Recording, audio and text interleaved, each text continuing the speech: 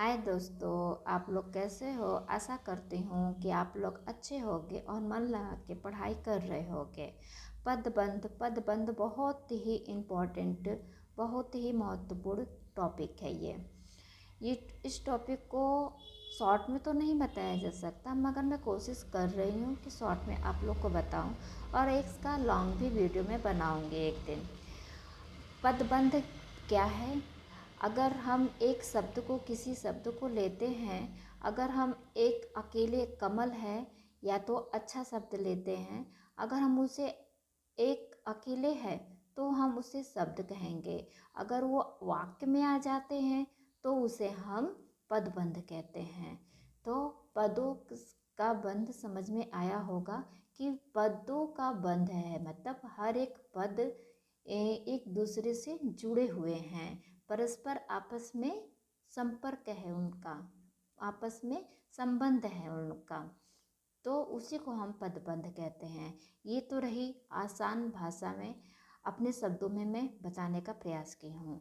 ये शब्द अब देखते हैं अच्छे से इसको कि वाक्य के उस भाग को जिसमें एक से अधिक पद परस्पर संबंध होकर अर्थ तो देते हैं किंतु पूरा अर्थ नहीं देते।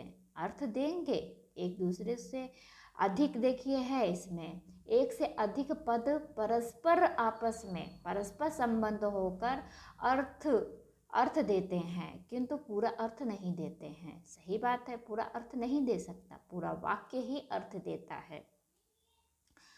और वह पदबंध वाक्य या वाक्यांश कहा जाता है। ठीक, इसमें 3 टॉपिक हैं, 3 बिंदु को हम अच्छे से समझते हैं कि एक तो यह कि इसमें एक से अधिक पद होते हैं। ये ध्यान हमको रखना है कि इसमें एक से अधिक पद होते हैं, उसी को पदबंध कहते हैं। यह पद इस तरह से संबंध होते हैं कि उनसे एक इकाई बन जाती है, एक इकाई, इसीलिए कहते हैं ना वाक्यांश। ठीक है, पदबंध किसी वाक्य का अंश होता है, उसी का निचोड़ ये बता दिया कि पदबंध क्या है, किसी वाक्य का अंश होता है। आई होप समझ में आया होगा। Thanks for watching.